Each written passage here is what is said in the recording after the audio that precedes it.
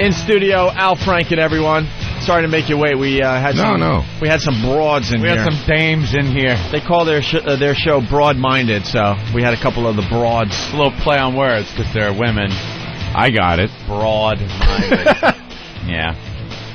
So, Mr. Franken, how are you? I'm great. Very good. You're quite the best-selling author these days. I am quite the best-selling author. Yes, people buying your books up like crazy. I think half the people that buy them love your point of view, and half hate it. I think it's more two-thirds, a third. But it'd be nice if half the people. You think? Well, it'd be actually. I get some people buying it who haven't decided yet, and that's nice, or who actually are curious, actually want to find out something. I like reading things that get me angry. Well, a lot of times you read and just go, this no. Well, there's a lot of that in this book. Is there? Yeah. A lot of people are starting to say that you're biased to the left. Just a little. Who are these people? Little left. And where are they? I want to talk to them. Yeah. A little left leaning. Well, it depends where you are. But I mean, I've read some of O'Reilly's books. Yeah, that'll make you mad. And then Michael Moore's books. Right. And I'm equally as pissed reading either one because it's so far one side or the other that it cannot possibly be based in fact or truth. It is just ridiculous. You know, mine are maybe different than anyone else's in that I have a particular thing about lies and the truth.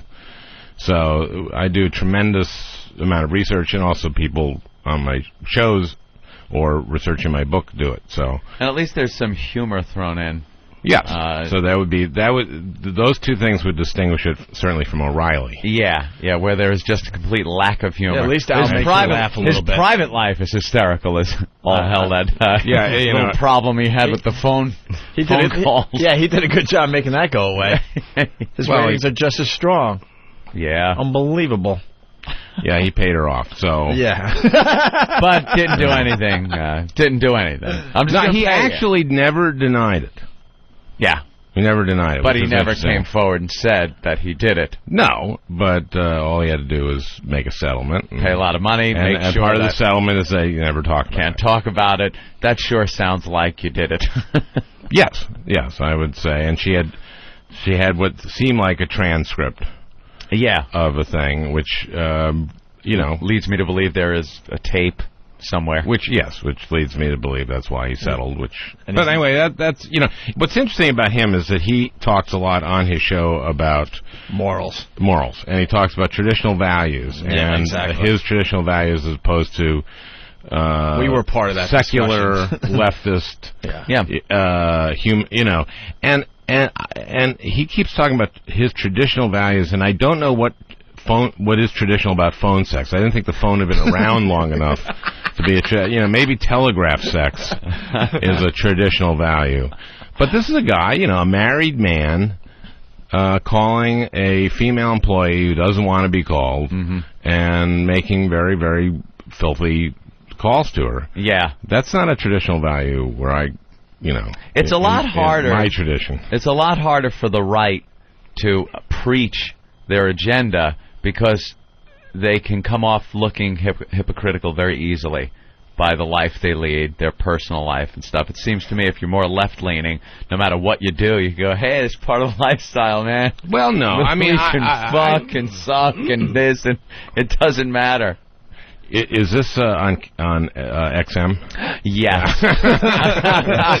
I just figured that out. Yeah. No. Here's the. I think it's you can be hypocritical wherever you are. If you can be hypocritical if you if you preach being an environmentalist and litter. Invest in litter. If you throw a can out the window. I mean, more of a moral lifestyle thing. I think it's but I mean, there's plenty of room for hypocrisy all over the place. Yeah, hypocrisy, sure. Even liberals, of course, can come off looking very hypocritical. Yeah. So I wouldn't say that they have a lock on hypocrisy that the right does, but there is. I mean, obviously, look, there's Limbaugh, who for years when any drug addict would die would say, "Just another dead doper." Good riddance to you, sir. Yeah. And anyone who uses drugs illegally should be put away, should be thrown in prison. And now, so and Bill Bennett likes to say, like, I never, wrote against gambling. Therefore, I'm not a hypocrite. And I said, well, no, of course you didn't, because you knew you were a gambler. Why are you going to put yourself in that trap? But you gambled away $8 million. There's something wrong with that. It's a bit of a problem. Yeah, it's a problem. Sure. And by the way, your Empower America, whatever your group said, that did label gambling as one of the things that hurts society, and so you're a hypocrite, sir. Yeah. But anyway, so what? None of us are perfect, right, guys? Huh? Right? Can we all agree there? Is that a bipartisan agreement? There we are. Let's not point. When you're pointing a finger at someone else, there's three fingers pointing back at you. Pointing back at you. That's right. Absolutely. That's what I always say. Who do you want to see as president next time around? Are you for or against Bush? How happy are you that he's not looking good at all these days? I have to say that I don't take joy in our president doing badly, but it's great. He's just so many things are coming home to roost, and it is sad. It is sad that it has to happen because of people suffering in Katrina. I mean, that sort of opened everyone's eyes to how much cronyism there is, and how, after 4 years after 9/11, how we didn't get anything together. And Iraq. Now, there's a thing in the New York Times today saying he's going to. The New York Times. What's that? It's actual paper that you have on your on here. We read the New York Post. See the difference in See the difference between you and us. We don't read any articles without a picture. Right. Not enough pictures in that one. No picture on this one, it's just too big to read. It said he's scheduled to give a speech in Annapolis, Maryland on Wednesday, assessing progress both in Iraq and what he calls the broader war on terrorism. And several officials said he's expected to contend that the Iraqi forces have made great progress. Now, this is on the heels of a piece in the Atlantic Monthly by James Fallows, who we're having on our show today, which says that there's been no progress, or essentially no progress. And you just can't trust this guy. And I think that's what people are getting, is that, so if he goes out and says, we've made a lot of progress in building this Iraqi army, and we're going to be able to leave just in time for the 2006 election, midterms. Yeah. I don't trust him, and we're not going to cut and run. We're going to turn and tiptoe out. Yeah, pull the old Vietnam. Yeah, and it really worries me. I'm going over there actually next month. I do USO tours. Speaking of which, my wife asked me. She doesn't like me going. She says, "You don't see O'Reilly going over to Iraq doing USO tours." And I say, "Honey, that's not fair. He has no talent." That's what I say to her. That would dishearten the troops. He would just go there to bring morale down. Yeah. If they were too happy and chipper over there, then you send O'Reilly. He's just a pompous ass. Do you do the radio show there, or do you just stand up, or both? I just do stand up. I do actually phone in from, but you don't know what your schedule's going to be. You can't do a scheduled radio. Well, Jimmy did. He went over there. Yeah, I went over there a few times. And we did like a week there in the end of 2003. Where'd you go? We were in Baghdad, Kirkuk, Talil. Balad we couldn't land because the fog was too thick, so we spent 2 days in Baghdad. Just a week. Balad's Anaconda, that base? I don't know. We went down. It was like 100 feet. They couldn't see the runway. We went back up, had to fly. We hitched a ride with Ricardo Sanchez, Oh, well, then you're safe. Yeah. Bunch of double voice people, real men and me. Real men and you. Who are the other comics with you? Colin and Laurie Kilmartin, who's the writer. Great. Oh, Great. Isn't it amazing doing it? Yeah, I mean, the gigs are fantastic. The soldiers are happy that you're there. They're really happy you're there. They're really grateful that you show up. Yeah, and you feel safe. I mean, you're surrounded by the U.S. military. Right. You feel... we didn't go, though. We flew only C-130s. We didn't have any Black Hawks. I did Black Hawks, which made me nervous. Yeah, it's scary. Yeah, I did... it's funny. After the first time, I went in 2003, and then I also went last year. But after I came back... I went around Christmas time, and in the spring, I was out in L.A. the Friday before Oscars, and Ariana Huffington invited me to this big Hollywood party, and at this agent's house, and there was all these A-list people there, Mel Gibson and Tom Hanks, and actually some people I knew from doing Saturday Night Live, but they had been hosts. But at one point I got literally overwhelmed by all this, and I went to sit in a room by myself. It was a library at this agent's house, and I sat down and I heard, hey, and it was Sylvester Stallone, and I never met him before, so I said, hey, Sylvester. And he said, hey, I heard you went on one of them USO tours. And I said, yeah, I did. He said, yeah, I was supposed to, but I didn't. And I said, well, why didn't you? And he said, I thought it might be dangerous. And I said to him, well, it's not really, because you're with the USO, and they don't want anyone in the USO to get hurt, and you're traveling, you're really embedded. And, well, let me ask you this, was there any time at any point that you felt that you might be in danger? And I said, yeah, I guess the only times were when we took Black Hawks from Baghdad to Crit, and there had been some Black Hawk shot down, so I guess then I felt like maybe I had a 1 in 10,000 chance of something, He goes, yeah, that's why I didn't go. And I said, weren't you like fucking Rambo? In the movies. And he went, well, yeah, but I got a good life, and I don't want to, I like my life. And but essentially, yeah, you're very safe. And my wife goes nuts for the 3 days that I'm in Iraq, because we also go to we're also in Kuwait and in Afghanistan, and we're taking great care of. And I can imagine what the family members of guys that are over there for a year and a half. Yeah, sure. Not just a few days. So they must, and my wife was saying that too the other day, just yesterday, because she said, God, I can't imagine what it'd be like to be a family member of somebody over there. And I think it's worse for the family members than for the troops in some ways. I actually felt safer in Iraq than I did in Kuwait. We were in Kuwait for one night or night and a half, because Iraq is a war zone. Everybody knows what's going on. But in Kuwait, you're in a hotel which is deemed safe. But it's like you're in a Middle Eastern city. I just didn't feel comfortable in Kuwait. Oh, you're in a hotel there, huh? Yeah. They put us on a base. Oh, we didn't stay there. No, we stayed in a hotel. We're all bases. We're like... Was there a Starbucks there, Jimmy? There actually was. Absolutely there was in the hotel. There really was. That didn't make you feel safe? That made me feel There's no Starbucks in town. Right. I may be beheaded, but at least a latte will go down first. Yeah, it was kind of horrifying. So who do you want to see as our next president? Did you answer that? I didn't. Oprah Winfrey?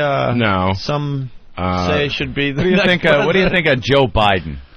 I like Joe Biden. I'd be more of a Hillary person. I'd be also. See, you're throwing away your vote. You're throwing it away. No. It's a gimmick ticket. What? Hillary. She's not a ticket. She's a person. It would first be of all. no. It would be a gimmick ticket. Why is it a gimmick ticket? She's an incredibly able person. And is America ready to elect a woman? Yeah, that's the elect a question. woman who they think is. No, that's the question. I think there's a lot of forget about women. I think there's a lot of people that don't think like Hillary. She's very credible as an elected official. Never mind president. Well, why though? Why? Why? So there you go. I think she become this picture of feminism, and to be honest with you, what bothers me about her is she did what any other woman did, what she did, which is stay with a guy who was sleeping with everybody under her nose and embarrassing her, and she stayed with him. And there's something about that really bothers me. It's like if any other woman did it, they would be attacking her as this 1950s housewife. Weak, yeah. Yeah, but because she does it, they're like, well, look at her. She's I don't know. First of all, I think you might read that differently. I think that actually helped her in a way, is that she stood by her man in an odd way, and that's not the sum of what she is. I think that's In fact, she may have the strong. If she runs in 2008, and people say, "Well, I have a real problem with Bill Clinton's personal life," she has the argument of like, "You think you have a problem with it? How about me?" And they go, "Oh yeah, okay." And I think she's incredibly brilliant. Now, I mean, there are other people that I really like too. I like Barack Obama. It's probably too soon for him to run, but I just think he's going to be president someday. See, here is why the Democrats screw up year after year with the election, 4 year after 4 year. You guys got to get a legitimate candidate in there, not some Obama. Ain't gonna happen. I just said that. Hillary, yeah, I know, but even to bring it up, and Hillary, just knock it off. Find a credible... No, Hillary beats any Republican except McCain. I don't think so. No way. I don't think so. I think for a woman Name a Republican who beats her. McCain. No, name a different Republican. I mean, name a Republican besides McCain who beats her. Strom Thurmond. Name a Republican who's alive that beats her. Friggin' Cheney would beat her. Oh my Lord, no. That's how bad. That's how bad it is. I think you don't. I don't think you know. I don't think you. No. I think you read. You read your New York Post. The problem. I'll read my New York Times. The problem with a woman being elected, she'll have to be a conservative, I think, because you're going to get. I think to get crossover, you're going to have more liberal people and thinking the power of a woman being president is going to be important and crossing over than you will have conservatives going to vote for. You understand what I mean? I think for a minority or a woman to win, they're going to have to be Republican eventually. I understand that, and you put it so well too. Yes. I understand that sentiment, but I think she is very, very well regarded, certainly in the Democratic Party, and stands a good chance of getting the nomination. And if she does, I don't see a Republican. You've just named Giuliani. Giuliani's not going to get the nomination. Well, you're saying Republican. I think he could beat her. But he's not going to get the nomination. Well, how do we know? Well, you're right. How do we know? But he lived with two gay guys. So what? He's a good egg. I know, but crossover helps out with the. No. But what I'm saying is that he's not going to get the nomination. Yeah. They're not going to go with a guy who. I still think Giuliani could beat her, though. I think credibility-wise, Giuliani is seen as this raucous ex-prosecutor and the way he handled New York after 9/11 and what he did for New York. And I think that his inaction in public service, not that she's not sincere, which I don't think she is, but people would argue that. But I do think you don't think she's sincere. Nah, I personally never dug her. I just don't. I haven't seen her do anything. I don't, man. I don't. She's done That's nothing. How people vote, though. But she's never said anything. I don't dig Welcome here to. You know what I like? Who's a Democrat? Issues in Focus. I think Jimmy Carter's a sincere Jim guy. never dug her. It's nothing against her, but I think her career motivation is. Oh, you mean she's ambitious? Well, ambitious, but it's more for herself than it is public service. I think that's just how she comes off. It sounds corny, but that putting that Yankee hat on, it's almost like you're not a Yankee. There's something about Giuliani being a New Yorker and a Yankee fan. People feel like, or at least this is the person who we're seeing. Well, here's if you talk to like firefighters in New York, and by the way, I thought it was masterful after 9/11, but and I went to a number of services, funerals for firefighters because Giuliani asked people to, because when a firefighter dies, normally all these firefighters from all over show up, but we had several hundred die, and so they had one funeral after another, so Giuliani asked the public to show up. So my wife and I would go, just to go. And I saw him at a number of them, and he was great. But if you talk to firefighters now, they don't like him too much. And one of the reasons they don't like him is is that he did nothing to get interoperability between radio signals between the police and the fire department done between the first attack on the World Trade Center and the second attack. And that cost a lot of lives. And I think if you really examine his record before 9/11, it ain't so strong. I think he did a masterful job afterwards. You don't think he cleaned up New York before 9/11? As far as the shape it was in, like with just with crime and the little quality of life stuff that people called him a Nazi for? I think some of those were good. I also think some of them were started during Dinkins. I think that community policing was started during Dinkins. It was started during Dinkins. It gave Giuliani a lot of stuff to clean up, make New York look better. Well, Dinkins was oof. Cops didn't like I remember either. driving into the city when Dinkins was mayor, and nothing but squeegee guys, porno shops, which, you know, fine, I frequented quite a few, but, you know. They wouldn't exist without people like you. Absolutely. But as far as, you know, bringing money into the city and building. You know, you have to also remember that I mean, Bloomberg has improved over that. But also that you know, Giuliani was mayor during the Clinton administration, and things really during the Clinton administration went very, very well for for America and for New York because of the markets and stuff. So a lot of that was really about economic forces that had nothing to do with Giuliani. Mm-hmm. Well, look at all the Koch years before that. When you look at Koch and Dinkins, just kind of like the mess that it turned into. Well, we had Democrats running it. Well, no, we had the crack epidemic, and you know, and again, community policing did start during Dinkins, which he doesn't get any credit for at all. But that was toward the end of his term. I think Giuliani was a really great mayor, and a lot of people will bring up something like the Brooklyn Art Museum, which he was wrong to try to censor the art, and they'll say, well, that's who he was. But I think he did a lot of great things for the city. He's a Republican. I think that on credibility would be. Well, I just don't think he's going to get the nomination because of who votes in Republican primaries, and that's why I think that McCain won't, but I'm beginning to think that the more desperate they get, they may turn to him. Yeah, they kind of need somebody. They might need somebody. But looking at the field, I don't see someone from the normal ranks of who they would nominate that would beat Hillary. I don't see George Allen or Bill Frist or one of those guys. Well, they can't pick anybody that's really been kind of buddied with the president and involved in any of this shenanigans with the war, if I may call them shenanigans. Yeah, Shenanigans has a kind of light feel. Yeah, light-hearted type of... Oh, the shenanigans. Yes. The shenanigans going on in Baghdad. Were you buying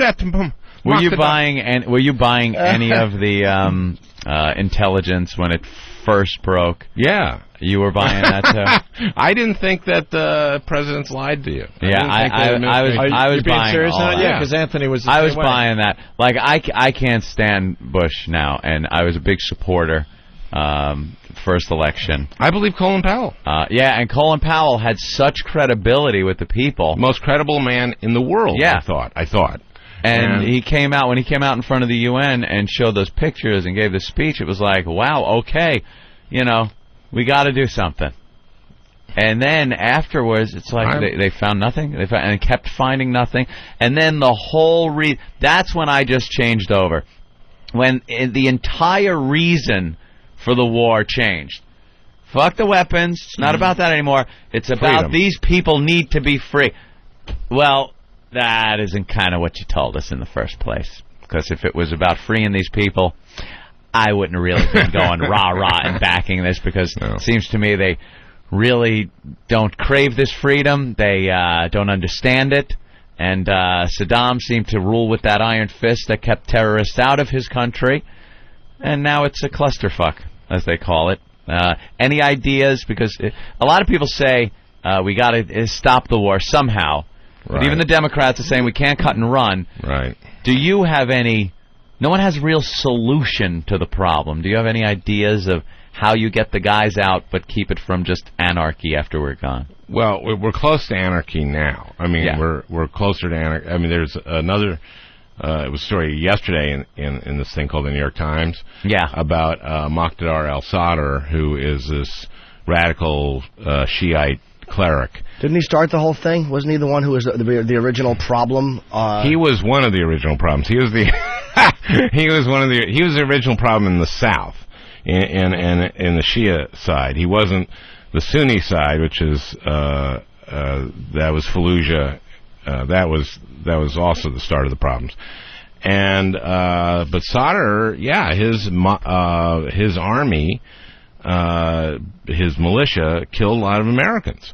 And now he's going to be on the ballot. He's going to have 30 guys on the ballot, as many as the Dawa party, as many as the Skiri party. He's going to have as many guys on the ballot as possible. And they just killed like about 30 Sunnis the other day, just in like a massacre. Yeah. I mean, it is friggin' crazy over there. Now, I'm having James Fallows on today, who's written a piece for The Atlantic on getting the Iraqi military up, because that's the whole thing. Is like we'll when they can take over, we'll leave. Then that's what we keep saying, but we're not serious about that. We have not been serious about training this army, and part of it is that we failed to recognize for a long time, refused to, that we were facing an insurgency and what we were facing. And so we wasted the first year, and we don't really put enough resources and guys into training. Yeah. And we don't have enough guys over there. We don't have enough guys to both train them and to keep things at bay, essentially. Some gentleman on Meet the Press yesterday. See, there you go. You watch Meet the Press. He says training the Iraqi army seems to be the selling point of the administration right now. We got to get them trained. Once they're up to speed, we can leave. Then he brought up a great point that no matter how well trained they are, they have to believe in what they're fighting for once we leave. And he doesn't really see that happening. You can give them the guns, you can teach them how to use it, but unless they really believe in this cause for freedom and are united, once we leave, they're just better armed insurgents and fractured pieces of governments and back to their tribes and. Right, exactly. And then now you're screwed again. Even though that you trained this army, they just don't believe in what they're fighting for. And I seriously don't think they do. I don't think they understand what freedom is enough to really have that passion to fight for it. I think many of them do. And I think when we first got in there were a lot of people who were just elated. The Kurds. The Kurds certainly do. For the people, everyone that was being shit on loved it. Well, that's true. I mean, the Shias, but a lot of that includes people who it was like a majority of Iraqis, and we blew it.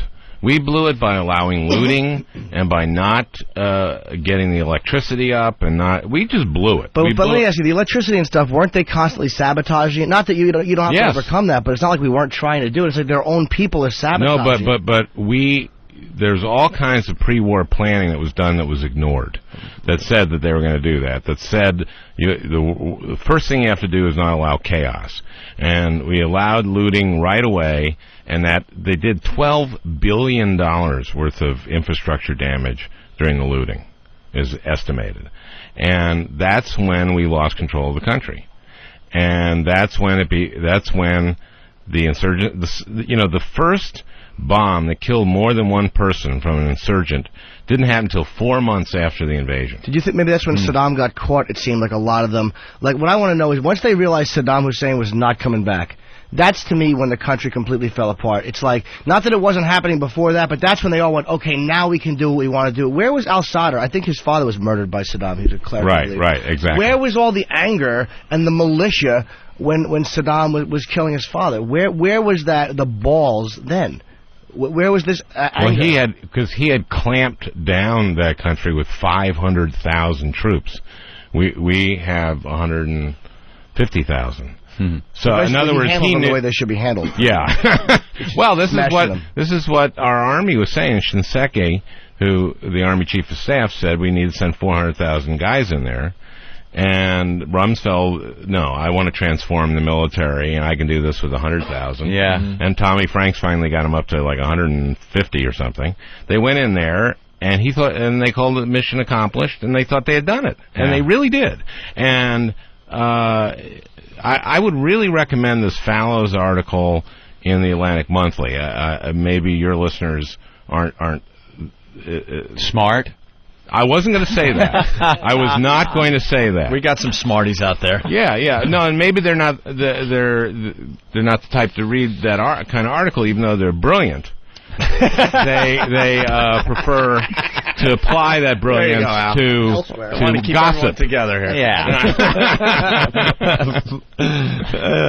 There's nothing, but it's a very, there's other things. I mean, I've been just really engrossed in the progress of the war, and I mean, as I say, I'm going over there for my third time. You can't go over there, entertain the troops, and not support the troops and not want us to succeed. You can't. Right. It's impossible. You know how emotional that must had to be emotional for you. Oh, of course. I mean, you're around guys who are being shot at, and they're happy you're there, and you know that some of them are going to be killed. Yeah, of course. Yeah. So I mean, and it just makes me mad that the feeling I get is that Rumsfeld doesn't really care, that Wolfowitz didn't care, that also that they're going to continue to mislead us. That's the thing that really drives me crazy, is that they Cheney gives a speech about anybody who says that we misled you into the war is doing the most reprehensible thing. Well, come on. Yeah. You Absolutely. did, and you know it, and so stop it. And be accountable for your errors. Anyway, I know I got to go to something else. Yeah. The new book's called The Truth, right? Yeah, The Truth with Jokes. With jokes. And that makes it fun to read, the jokes part. And another Republican that could beat Hillary, Scooter Libby. Because of his name. That's an adorable name. Cute name. Al Franken, thank you so much. Thank you, guys. We like when you come on our show. Thank you. And there you go. Al Franken is heard on XM 167 from noon to 3 on the East Coast. There he is. Al. Yeah. Nice. Got him. He just does that. You I got like him. Al Franken. Oh, my God.